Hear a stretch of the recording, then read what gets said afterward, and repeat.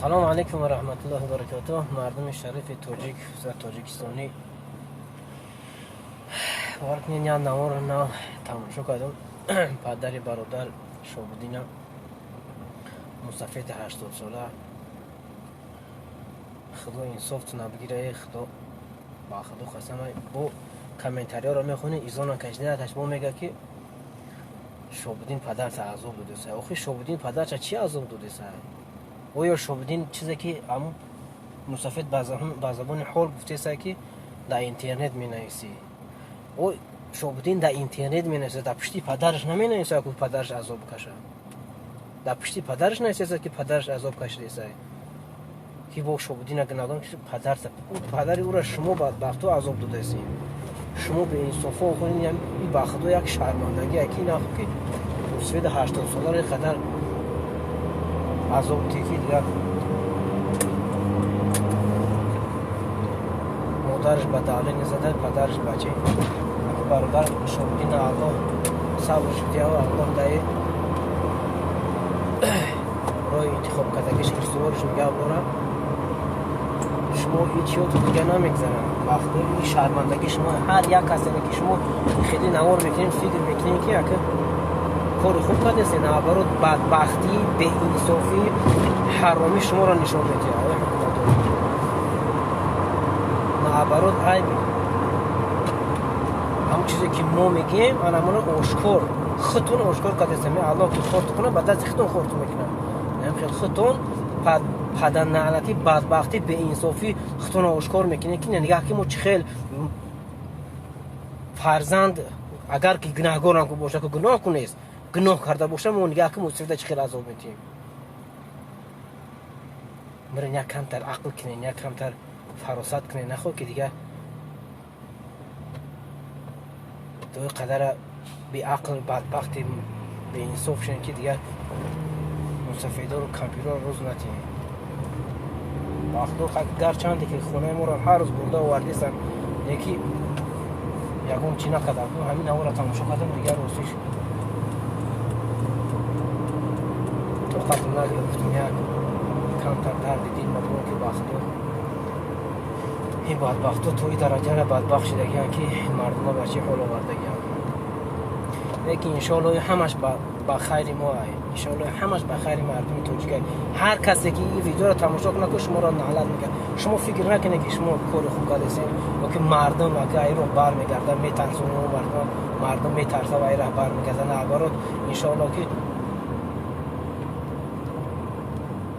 چی ختم پس میشه های مردم انشاءالله هیچ وقت روحیه مردمش کسا نمیتونه. هر روز برای این خیلی ویدیو نبود حکنی انشاءالله هم قدرش مختون پس میشینش مختون به انصافی بدبختی حرامیتون معلوم میشه در نزد مردم تاجیکی. هیچ خیلی پلیدین که نخو که یک خیلی در اینترنت نمیسته سو خوب چی عذاب میته مصطفی در پشتی مصطفی ننشسته که با روشکار گرفته بشه در پشتی مصطفی ننشسته که مصطفی عذاب بشه. شما رو عذاب میته میگه چی عذاب میته؟ شما عذاب داده سی شابودین شما عذاب داده سی. ای الله خور و زلیش کنه الله مردم تاجیک یک کمتر نمیدونم ناموس و غیرت چه بدور کنه که خیلی با این بدبختی نمیدونم حال مردم تاجیک چی میشه. خداوند نگهدار باشه مردم شریف تاجیک بیدار شین تا که در تایی ظلم و ضرورت ای شرمندگی سپیتاکلی چی را بگو انتخابات بگو یا حزبی که پشتی نیمی تاجیکستان آواز داده بود ای رحمانوف گذاشته بود و خیلی اقلا نیتش ندادن 0032 شرمندگی را بی تا چی درجه را که مردم اگه گوه خیال کردگی باشه مردم اخمق خیال کردگی باشه.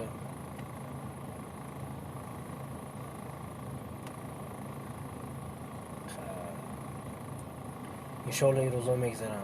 انشاءالله که هر یک عذابی که پدر مادر ما میکشن هر باری که شما فروک چون میکنین او درد رنجی که او گپای سختی که میگیشون انشاءالله برای با آخرت را اونو را برای خودشون انشالله که اجره یکی شما بدبختو هم در این دنیا الله خورد میکنه هم در آخرت خورد میکنه.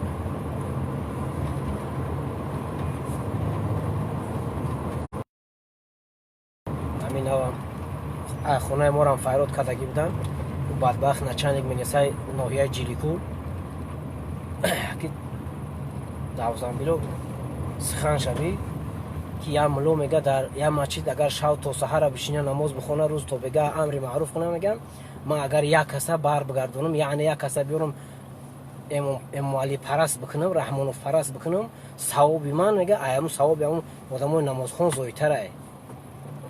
شما فکر میکنین چی ویا سخنی ویا یعنی طاعت عبادت که خداوند یک از طاعت عبادت خدا را میکنه ای او داد رحمانوف پرست شد او تبو ثواب زوید بس نوازن بیلو بدبخت خدا زده خداوند اولی فرد روز قیامت گو قطعی همون رحمانوف هر دیده آتش دوزخ میسوزیم نچنک مینسه ناحیه جیلیکو سابق ناحیه جیلیکو نوزی دوستی های چیه هر ماه نومی کاری که ندارن یا نوم عوض میکنن نوم علش میکنن رایون رو خیال کردن که نوم ناحیه و رایون که علش کردیم و که تمام دیگه زندگی مردم علش میشن.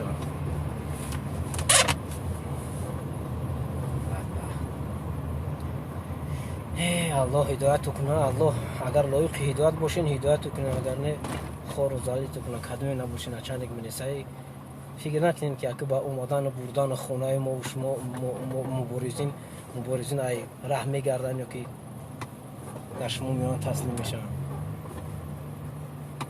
میگه که دل ضعف افتادگی میگه عافی تلوی ده غلطیدگی بیا عافی میگه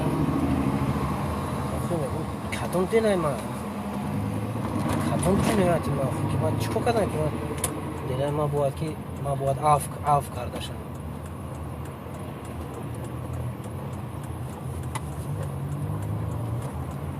یا چند روز پیش یک کسی دیگه زنگ زدگی بود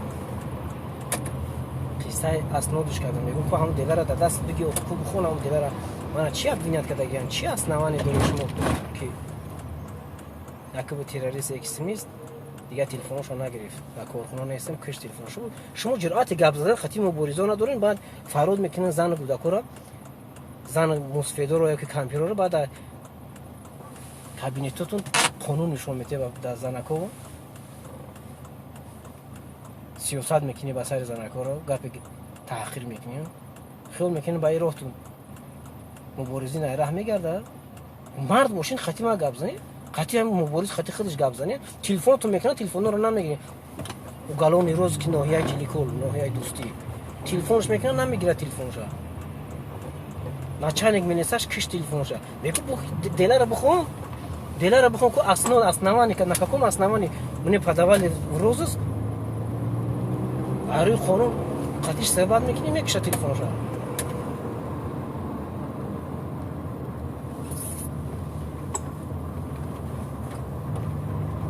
بعد زنها که کامپیوتر رو فرود میکنه بعد چی شو بعد قانون نشون میده قانون چی هم خچون اشکار گفتن هم نچرگ میرسه ناحیه جلیکو خود اشکار گفته که قانون میسته تو پلیس قانون میسته گفتم میخری خود باعت خود زده داوجه شته بو مردم عاف کردنی ما مردای کدوم سورو ما دروغ نمیگیش کرد بعد عاف میکنه کی که من عاف میکنی کی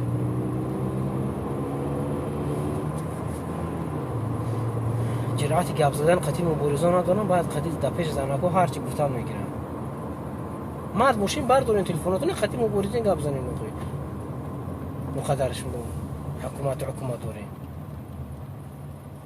چی در کار باید مصفید بیچاره رو مجبور میکنین در پیش کامیرا چی ما رو عذاب میدی شما چی عذابش داده است چی عذاب اوی شما در پشتیوانی برو چکا نشسته است که او عذاب کشیده است هن عذابی که بالاش آورده شما بدبختا آوردینش نه که شما بدین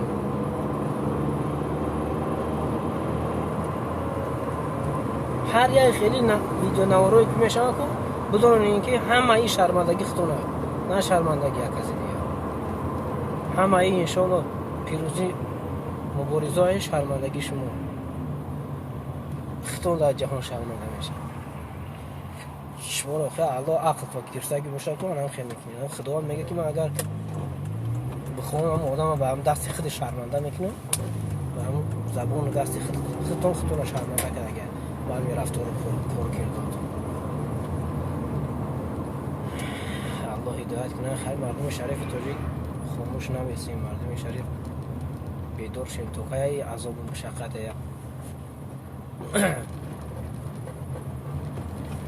صبر طاقت میکنین میسیم. جزاک الله خیر. سلام علیکم و رحمت الله. الله همه ما شما را نگهبان باشه. خداوند نگهدارتون باشه. سلام علیکم و رحمت الله و برکاته.